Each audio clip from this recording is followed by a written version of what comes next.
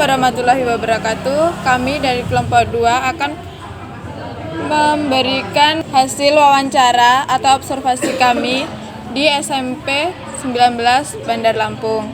Dari hasil wawancara yaitu penerapan kurikulum di SMP Negeri 19 Bandar Lampung yaitu menggunakan kurikulum 2013 revisi. Yang kedua, strategi pembelajaran yaitu menggunakan tutor sebaya ataupun antara peserta didik.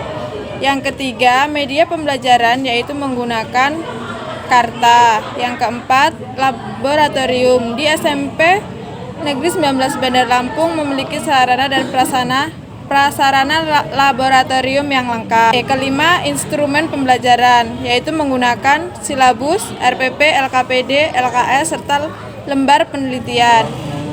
Yang keenam, materi IPA ataupun materi yang sulit dipahami dalam SMP 19 Bandar Lampung yaitu sel. Kesulitan ataupun masalah yang ada di SMP Negeri 19 Bandar Lampung akan disampaikan oleh Diana Permatasari dan Retno Pratiwi.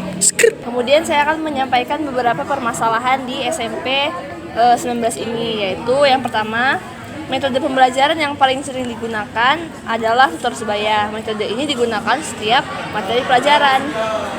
Solusinya, alangkah baiknya apabila metode pembelajaran yang digunakan oleh guru untuk menyampaikan materi memakai metode yang bervariasi, bukan hanya satu metode saja. Metode yang dimaksud dapat berupa metode game atau model IGT, model STEM, atau metode-metode lain sesuai dengan konteks materi yang disampaikan.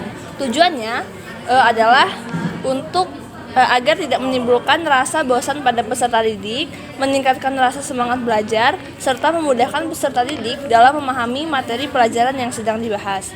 Kemudian permasalahan yang kedua adalah kurangnya nilai karakteristik religius pada peserta didik yang salah satunya menyebabkan peserta didik memiliki rasa hormat yang kurang terhadap guru maupun dengan orang lain.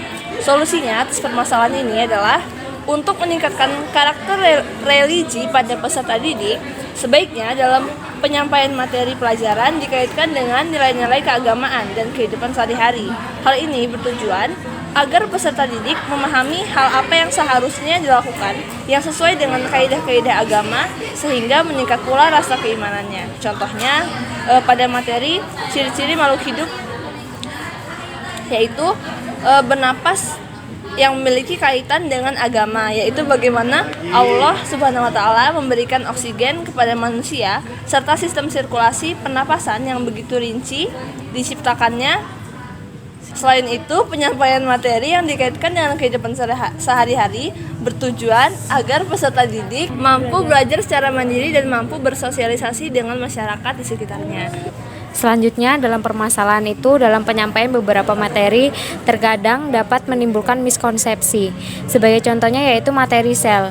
Dalam materi sistem reproduksi, materi sel dianggap sulit karena sel bukanlah benda yang dapat dilihat dan disentuh dengan jelas, sehingga dalam pembelajarannya memerlukan pengamatan mikroskopis.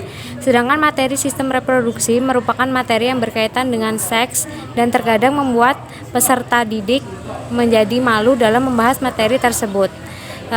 Untuk solusi dari permasalahan yang sudah dipaparkan itu untuk membahas materi sel sebaiknya menggunakan bahasa-bahasa yang tidak mengandung banyak makna sehingga tidak menimbulkan miskonsepsi. Contohnya definisi sel yang merupakan unit terkecil dapat diubah menjadi susunan struktural kecil yang menyusun tubuh makhluk hidup.